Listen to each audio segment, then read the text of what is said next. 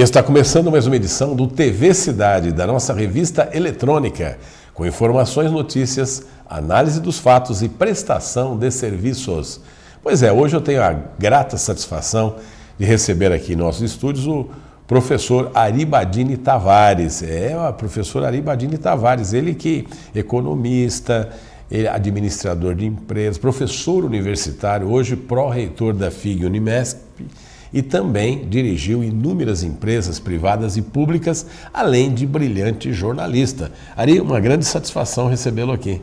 A satisfação é minha, e já que nós estamos falando um do outro, me deixe bem, dizer... né? Bem, graças a Deus. Eu estou sendo recebido por Martinho Risso, que tenho a grata satisfação de ter sido meu colega nas faculdades integradas de Guarulhos, ter sido meu companheiro no tempo em que ele dirigia a Folha Metropolitana, aliás, no tempo em que a Folha Metropolitana fazia um jornalismo de alto padrão.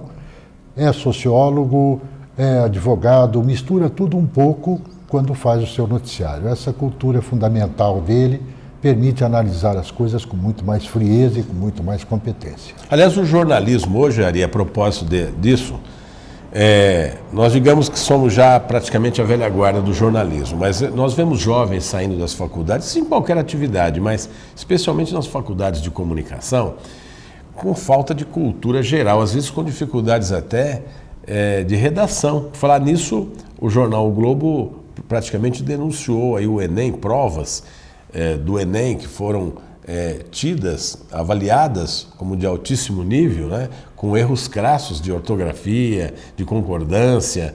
Aonde vamos parar, hein? A gente nunca sabe. Para piorar sempre é possível. Melhorar, às vezes, tem um limite, mas piorar não é possível. Até uma parte da própria história do jornalismo brasileiro diz respeito a isso. A Casper Libero, a faculdade Fundação Casper Libero.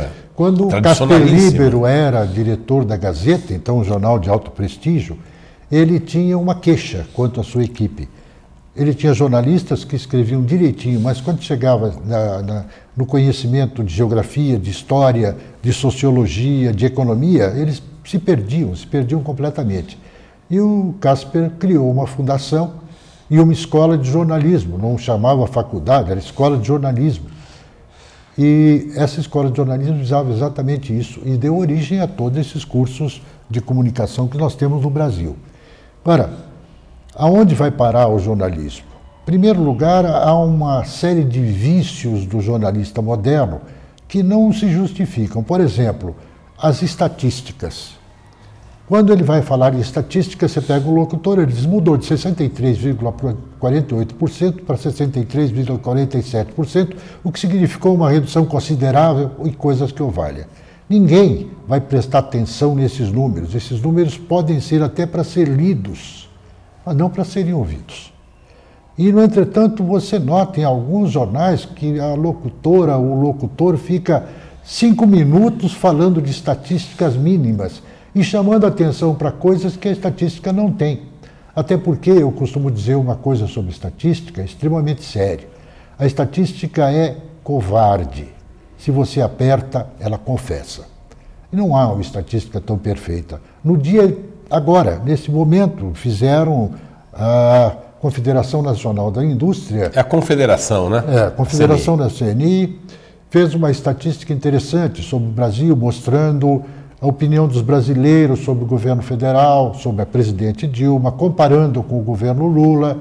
Enfim, fez uma série de análises de toda a situação atual do Brasil. Há um certo momento em que a resposta é a seguinte: foram feitas 200 entrevistas em aproximadamente 200 municípios do Brasil. E o erro é de 2%. Calma, não é verdade. Quer dizer, o município de São Paulo deve ter ouvido uma pessoa, e essa pessoa falou por 10 milhões. Num municípiozinho do interior que tem 7 mil habitantes, eles ouviram uma pessoa, falou por 7 mil. Você questiona, então, o tamanho da amostra? Não, a amostra não. E a qualidade dela, a estratificação. Né? A amostra pode ser pequena, aliás, o princípio... Desde que seja bem estratificada. Bem estratificada. Né?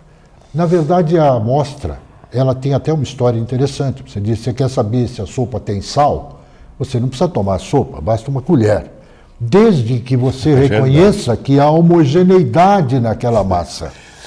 Desde que haja homogeneidade. Entretanto, agora, se você estiver com fome, não basta apenas uma colher de sopa.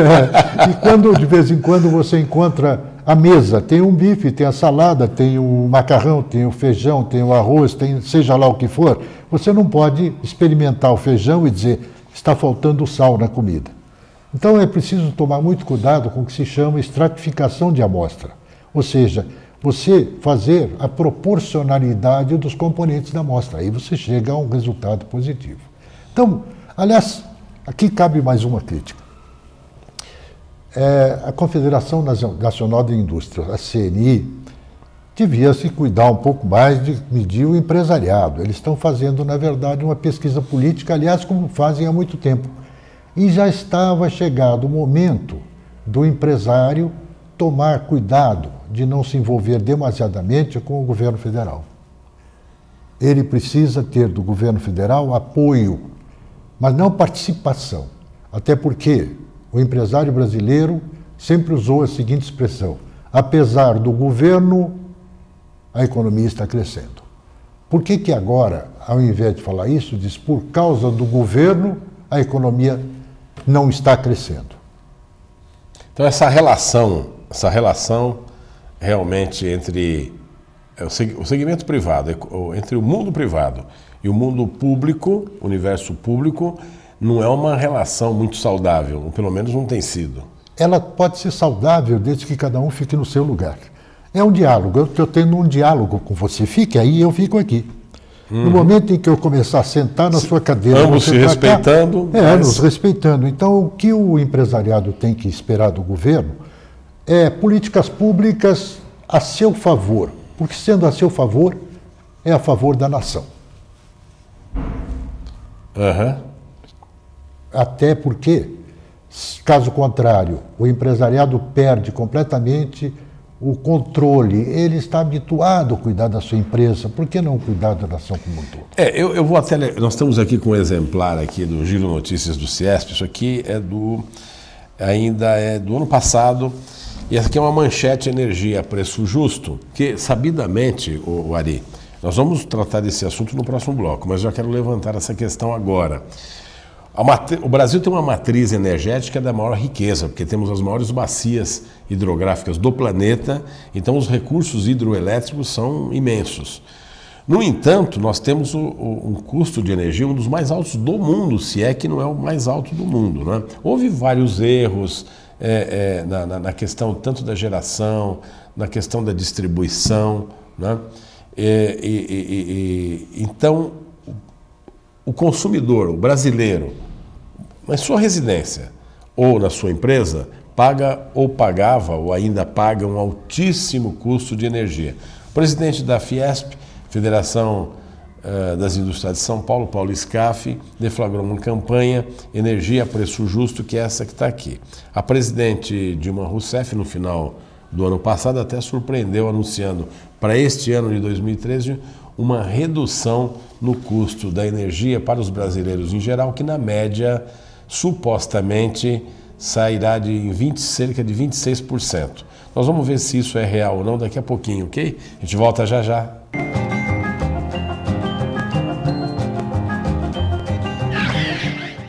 Botticelli, toda a nobreza dos vinhos e bebidas na melhor adega de Guarulhos, climatizada e com ampla variedade de rótulos. Venha conhecer nosso wine bar e o restaurante. Excelentes pratos executivos no almoço durante a semana. Jantar todas as noites, em ambiente aconchegante e familiar. Espaço para happy hour. Degustações periódicas de vinhos e bebidas com o sommelier da casa. Botticelli, a novidade que encanta Guarulhos. Venha conhecer e se deslumbrar.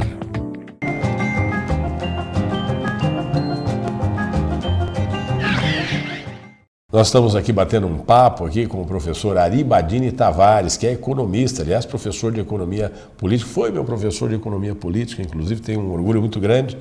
Depois fomos colegas de magistério, ambos jornalistas, comunicadores, e falávamos agora há pouco numa certa relação promíscua entre segmento privado, especialmente a indústria, com o governo federal. Bem, o presidente Paulo Scaff da Fiesp lançou uma campanha Energia a Preço Justo e a presidente Dilma Rousseff anunciou que realmente iria baixar esse altíssimo custo da energia. Houve protesto por parte tanto das geradoras quanto das distribuidoras. Ari, houve benefícios ou não?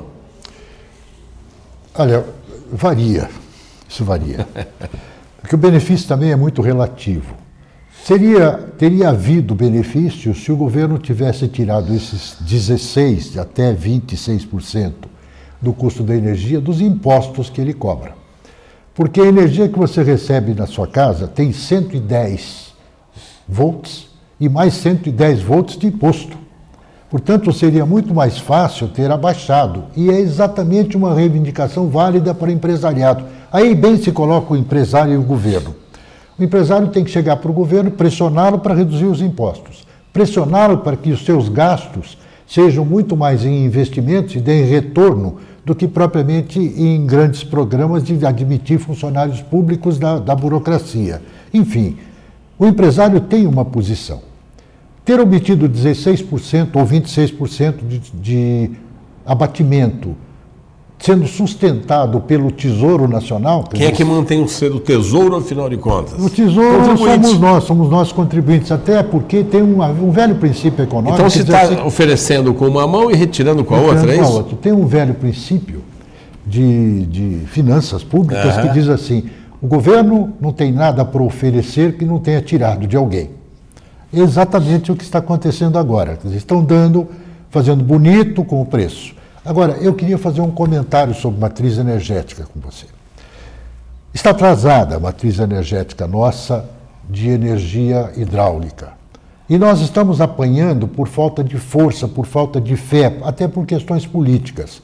Você tem grandes usinas que estão esperando licenciamento ambiental e estão enfrentando problemas de pequena monta, que parecem de grande monta. Então, um deslocamento de 5 mil pessoas da sua região para que o país tenha um aumento considerável da energia hidráulica, não me parece um custo social, um custo ecológico tão grande. E o governo tem uma enorme dificuldade de reprimir madeireiros no norte do país que estão acabando com as nossas florestas. No entanto, também o governo tem uma enorme dificuldade de promover benefícios para quase 200 milhões de brasileiros por causa, às vezes, de 5 mil assentados. E não são exatamente proprietários. Inclusive, se você deixá-los lá, eles acabam com o mato. Até aí, vocês não tenham dúvida. Então, veja bem, há um certo momento em que a gente coloca exatamente essa questão da energia junto com todas as outras. Reduzir impostos é fundamental para reduzir o custo do Brasil. Acabar com essa história de que os impostos devam ser tirados para que o governo utilize, ele fica muito melhor se ele ficar na mão do empresário e ele criar emprego. Por outro lado, nós estamos vivendo uma crise diferente daquela que seria a crise definida por Keynes. As crises econômicas surgem na falta de demanda, e não é o que acontece no Brasil. E como é que tem crise se não tem a demanda?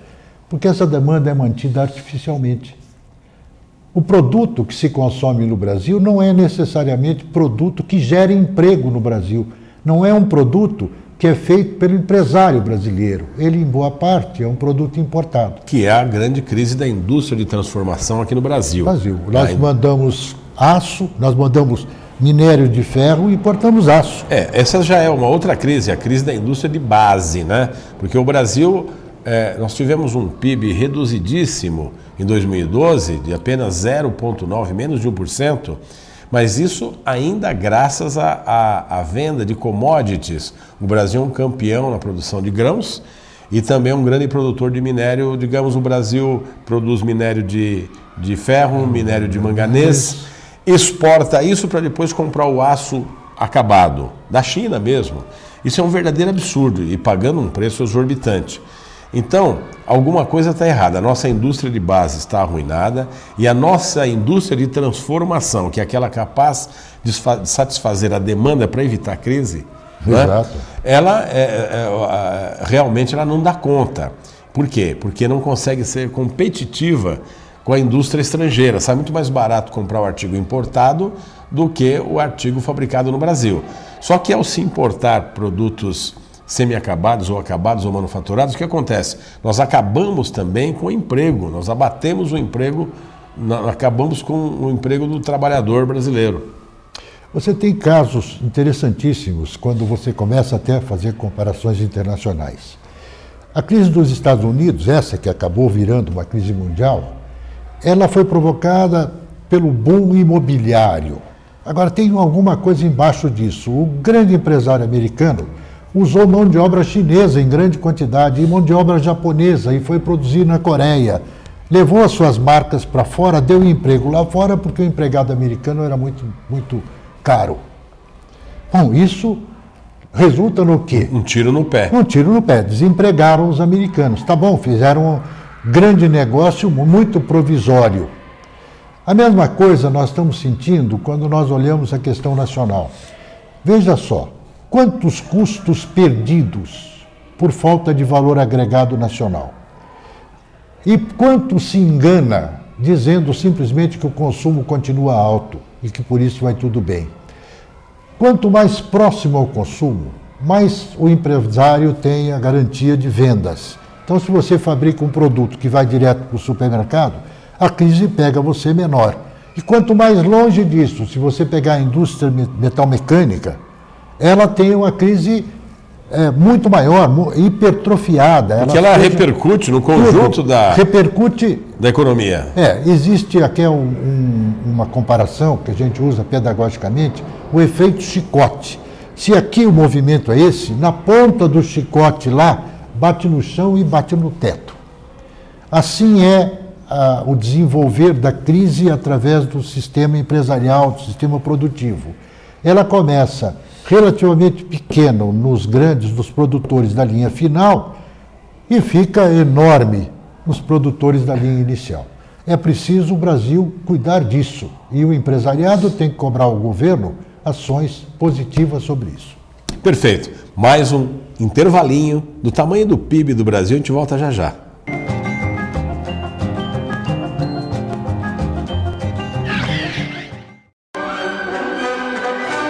Fesma, uma empresa que se originou de um sonho para ser uma grande indústria.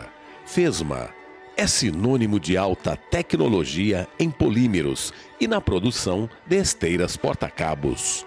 Fesma é uma empresa brasileira na vanguarda da automação bancária. Know-how, competência e qualidade são seus principais atributos. Fesma, um orgulho para Guarulhos e Arujá.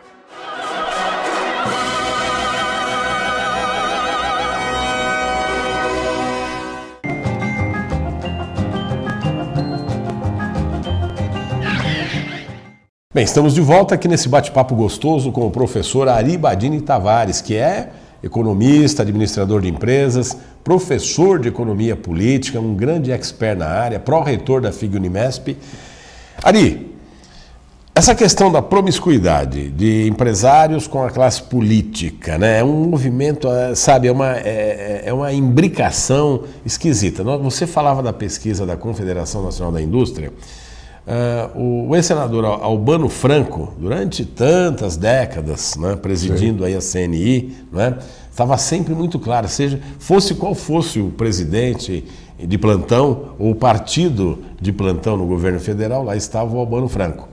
Agora mesmo em São Paulo nós temos aí o Dinâmico, por sinal Dinâmico, presidente da Federação e Centro das Indústrias do Estado de São Paulo, o Paulo Scaff, que não esconde de ninguém que é pré-candidato a governador do Estado de São Paulo. Né? E é evidente, outro dia mesmo ele saiu na grande imprensa dizendo, olha, nós conseguimos a redução do custo da energia, né? Dividindo com a Dilma Rousseff, hein? Ela não deve ter gostado muito. Eu não sei se ela gostou ou não, provavelmente gostou. Porque ela diz, olha, o empresariado estava comigo. Ah, tem esse lado, não é? Então, este socialismo do século XXI... Socialismo do século XXI? O que é isso, ali? Isso aí quem inventou foi o Chaves e não foi inventado não. Não é aquele Chaves daquele programa de infantil mexicano, não? Digamos que não. Tá, não é aquele Chaves. Não é aquele Chaves. Mas não é, então é o Chaves da Revolução Bolivariana. O que significa? O insepulto Chaves. O insepulto. O que significa, na verdade, Comandante Chaves. Essa ideia? Veja bem, a imprensa livre existe no Brasil, existe imprensa livre, você pode escrever o que você quiser no seu jornal, mas vale, mais vale um grito da imprensa do que o silêncio da ditadura. Palavras de Dilma, evidentemente não dessa forma. Eu pensei que fosse o silêncio dos inocentes, parodiando um grande filme de Hollywood. Veja como é interessante. Você é capaz de assistir um radiojornal, um telejornal, sem um anúncio de uma empresa pública ou do próprio governo? De forma nenhuma. Então, essa independência da imprensa é apenas suposta no Brasil. Olha, sejam jornais, revistas, televisão, eu me refiro à grande mídia, claro. Essa aqui não. Essa não, porque eles não, infelizmente, eles não colocam publicidade, mas eu aceitaria, viu? Confesso para você. E nós mudaríamos essa entrevista. E essa entrevista, aliás, esse assunto não estaríamos comentando aqui, se o TV Cidade recebesse publicidade oficial. Como não somos contemplados, nós vamos abordar livremente, não é? Então, o que é esse socialismo do século XXI? É uma forma de falso socialismo, está baseado eventualmente nas ideias socialistas, mas está inspirado muito longamente. Isso. É muito mais o caudilismo de todas as formas. Que é o neocaudilismo, na realidade, chamado de socialismo bolivariano. Caudilismo eleitoral. Típico, é o ditador que foi eleito. Agora, o que significa, na verdade, esse socialismo do século XXI? Não se privatiza, pelo contrário, se socializa. Tudo aquilo que é bom, o governo é o dono. Então você, empresário, tudo que é ruim fica para a iniciativa privada. Você, empresário que está sofrendo aí com a sua empresa, meu Deus do céu, nunca vai ser desapropriado, porque o governo não tem interesse em tomar prejuízo. Mas você vê que todos os setores fundamentais estão socializados. Mas socializados não no sentido de aumentar a produtividade, pelo contrário, de fazer uma política sempre voltada para aquela figura fantástica que não é população, é eleitorado. Quando você fala, qual é a população de São Paulo? Não fale isso, de qual é o eleitorado de São Paulo, porque esse é exatamente aquele para o qual as ações públicas são voltadas. Então, o socialismo aqui, acompanhando Chaves, a empresa pública comandando a imprensa. Ao invés de botar um soldado na porta, bota um dinheiro no caixa. Olha, eu não sei qual é mais eficaz. O dinheiro no caixa, com certeza. Com certeza. Ao invés de permitir que... Ao invés de colocar um soldado, coloque soldo. Bom trocadilho. Quando você tem, por exemplo, a Petrobras, que agora é dona do pré-sal, que vai distribuir o pré-sal pelos estados, o royalty do pré-sal pelos estados. Toda a encrenca está nesse sentido. Só que o pré-sal não sai do pré-sal. Ver o petróleo lá de baixo, olha, quanto tempo o Lula falou que era fantástico, o Brasil estava rico, de repente, que entrava extrair o petróleo a 5 mil metros abaixo do nível do mar não é fácil. Todos nós acompanhamos ali o que aconteceu no Golfo do México com uma unidade de extração da British Petroleum. Né? Aquele acidente ecológico monumental. Né? Porque você extrai a 5 mil metros de profundidade, 6 mil metros, 7 mil metros, não há submarino, não há mergulhadores que consigam atingir esta profundidade. Na realidade, o fundo do oceano, ele é um grande desconhecido. O homem que explorou aí, não digo os confins do universo, mas pelo menos a região do sistema solar, longínquas, distâncias, nós não conhecemos o nosso próprio planeta, especialmente o mundo submarino. Então, o que acontece? O que acontece é que, além de perigoso, é extremamente arriscado extrair o petróleo do pré-sal. E a Petrobras não coloca isso tudo em concorrência porque a própria legislação lhe proíbe. Imagina não poderia ser jogado de uma operação dessa. Não, e outra coisa, você coloca aí venda via o mundo, porque tem um detalhe importante. O petróleo do pré-sal existe em outros lugares. E essas empresas que iriam concorrer para tirar o nosso petróleo do pré-sal estão tirando petróleo do pré-sal em outros lugares, lugares. nas costas da África, especialmente. Então isso é um engodo? Essa história do pré-sal chega a ser um engodo ou uma ilusão? Não, ele foi maltratado. Nem um misto, nada. Ele foi uma boa ideia, foi uma boa coisa, só que foi tratado de maneira irresponsável. O governo tentou manter o patrimônio da Petrobras como se ela fosse, como se a empresa privada fosse inimiga do dinheiro público. Ari, esse é o socialismo do século XXI. O quadro, agora para a gente já caminhando para o fim do programa, a grande verdade é que nós tivemos uma retração no segmento industrial muito grande em 2012 e não há indícios de que haja uma retomada favorável, não. Nós tivemos alguns segmentos que retroagiram em cerca de 13%, em média deu 2,6% o recuo do setor industrial. E é a indústria a que mais emprega, a que melhor remunera e a que mais recolhe tributos. Então a indústria brasileira está ficando sucateada. Para fechar o nosso programa, o que é preciso fazer?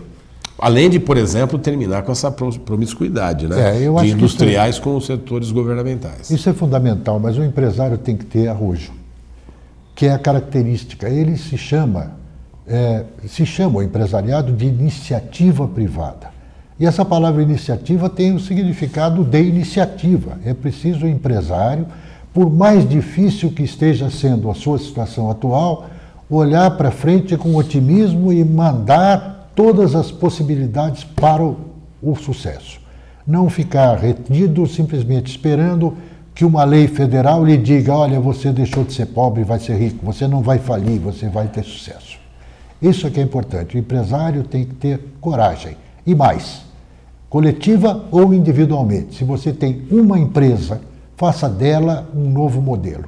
Pois é, spread bancário na estratosfera, não é? Porque taxa aí de 7,25, a taxa Selic, que só serve na realidade para remunerar os papéis da dívida pública, né? Então o governo acaba desembolsando menos. Mas os juros que você paga quando você financia o seu carro, quando você financia um bem de consumo que você compra na loja da esquina, são juros elevadíssimos. Ou então quando você toma um empréstimo pessoal, um crédito pessoal no banco onde você é correntista, não é? Paga aí taxas de 3, 3,5%, cheque especial nem falar, hein? Nem falar. Né? 8, 9, 10, 11, 12%. Você está falando por mês. E por mês. 7,25 por ano. Por mês, e o 7,25 é por ano. Então, é tudo uma ilusão. Essa história, olha, a taxa de Selic baixou. Baixou, mas para você, amigo, para nós, não resolve absolutamente nada isso. Nós vivemos num mundo de ilusão, nós vivemos realmente, Ari, diante de um grande desafio, né? Ou a gente continua fortalecendo a economia pública,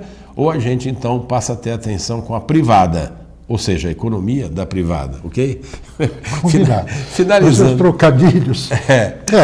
Eu acho simplesmente isso. Cada empresário deve, dentro das suas possibilidades, dentro da sua realidade, dentro do seu mercado, dentro dos mercados que ele pode atingir, mesmo que não seja esse dele, tentar fazer com que a sua empresa cresça. Perfeito. E está resolvido o problema. Pois é, mas nós vamos voltar toda semana a falar desse tema aqui, ou pelo menos periodicamente, porque é um tema da maior importância e a sociedade inteira tem que refletir sobre ele. Quero agradecer o meu amigo, grande professor, dileto amigo, professor Ari Badini Tavares, por estar colaborando conosco aqui no TV Cidade e levando informações importantes, análises importantes para você, amigo, para você, amiga, telespectadora. Até amanhã, se Deus quiser.